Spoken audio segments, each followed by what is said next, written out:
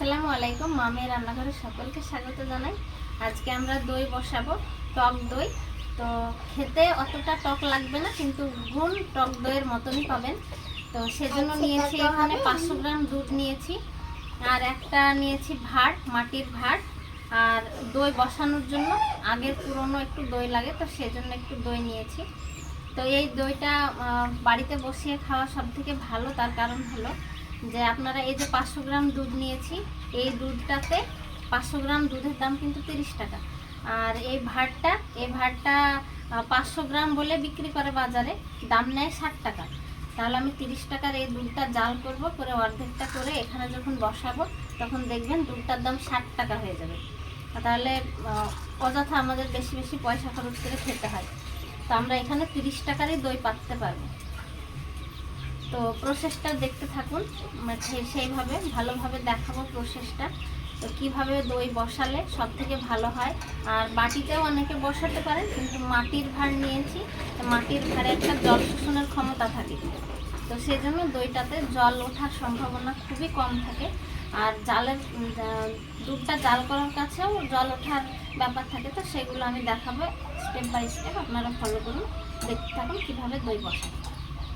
সব প্রথমে দুধটাকে ছেঁকে জাল করে নেব। তো সেজন্য ছেঁকে নিচ্ছি। এখানে কিন্তু কোনো জল দেব না, শুধুমাত্র খাঁটি দুধ। আপনারা খাঁটি দুধটা দিয়ে দই বসাবেন, খুবই সুন্দর হবে, খেতেও খুবই ভালো হবে। তো ছেঁকে নিলাম।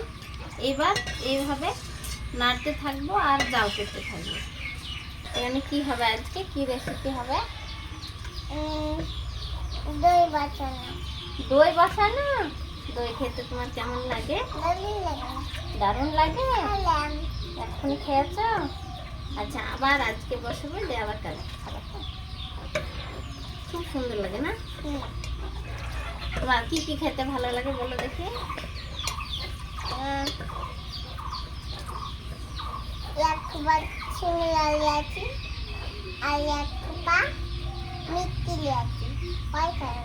ও বাবা,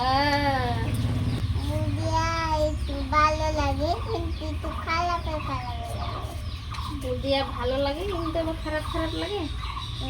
আচ্ছা, তো এইভাবে অনবরত নাড়তে থাকবো। আর এখানে দেখা বোঝার কিছু নাই।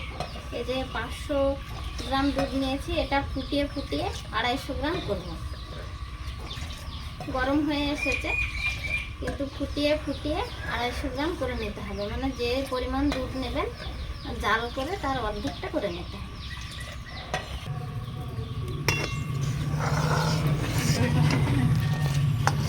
এইভাবে ফুটিয়ে ফুটিয়ে দুধটাকে অর্ধেক করে নেব। জাল করে অর্ধেকটা করে নিয়েছি, মানে 30 টাকার দুধ জাল করে 60 টাকা করে নিয়েছি। এবার নামিয়ে নেব।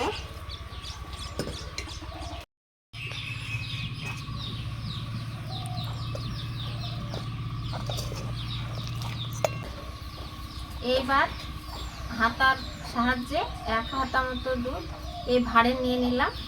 আর এই যে এই পুরনো দই অর্ধেকটা এখানে দিয়ে দিব। অর্ধেকটা দিয়ে এখানে ভালোভাবে এই দুধটার সঙ্গে মিশিয়ে নেব। গরম গরম অবস্থাতেই করতে হবে, এটা ঠান্ডা করলে হবে না। বড় হাতাতে একটু সমস্যা হচ্ছিল বলে ছোট হাতাটা নিলাম। এইভাবে ভালোভাবে ঘুটে ঘুটে দুধটার সঙ্গে মিশিয়ে নেব। ভালোভাবে মিশিয়ে নিয়েছি।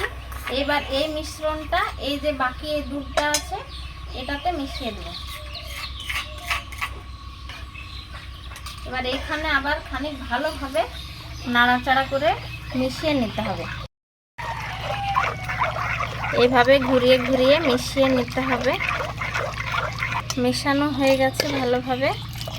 এবার এই যে ভাঁড়টা আছে আর এই যে বাকি যে সাজাটুকু আছে এইটুকু এখানে দেব। এখানে এই ভাঁড়ের চারিদিকটাতে ভালোভাবে মাখিয়ে দেব। হয়ে গেছে, ভালোভাবে মাখিয়ে নিয়েছি। এবার যে দুধটা আছে সেটা এখানে ঢেলে দেব।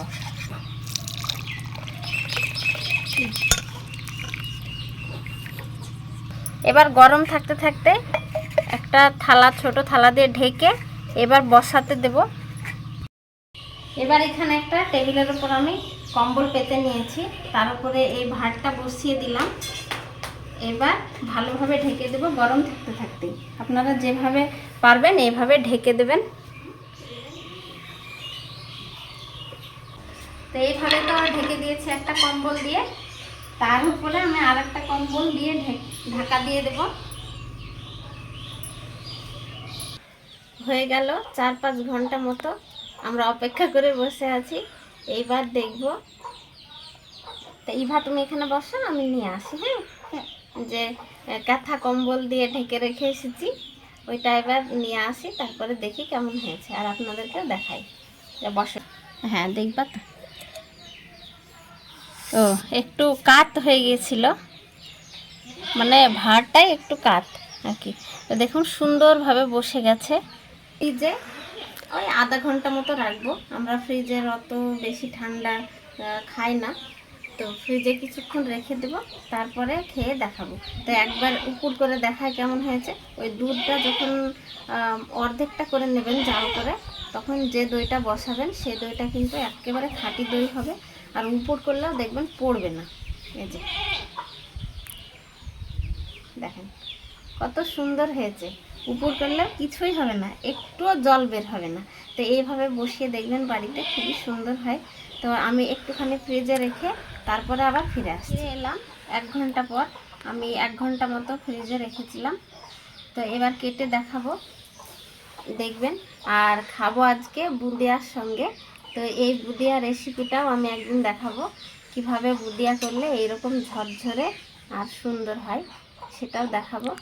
তো গতকালকে বুঁদিয়া আমি বানিয়ে রেখেছিলাম, তো সেটা দিয়ে আজকে দইটা খাবো, আর অন্য একদিন দেখাবো আপনাদের এই রেসিপিটা।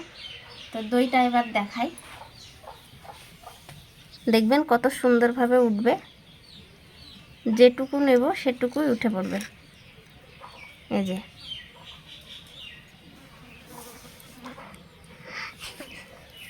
দেখুন, একটুও কিন্তু জল নেই।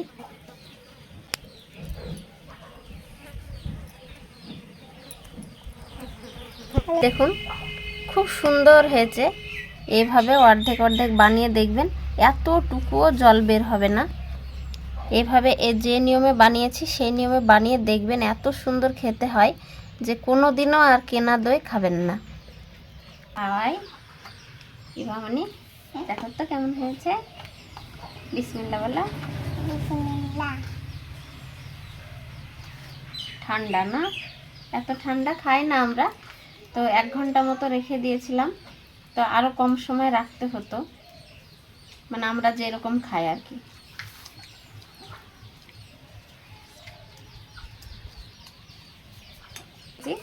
মিষ্টি দই একটুখানি আলাদা নিয়মটা, মিষ্টি দই একদিন বসাবো, সেদিন আপনাদের সঙ্গেও শেয়ার করব। খুবই সুন্দর হয়, টক লাগবেই না খেতে, টক দই কিন্তু টক লাগবে না, কিন্তু সেই গুণটাই বজায় থাকবে। এইভাবে বানিয়ে দেখবেন।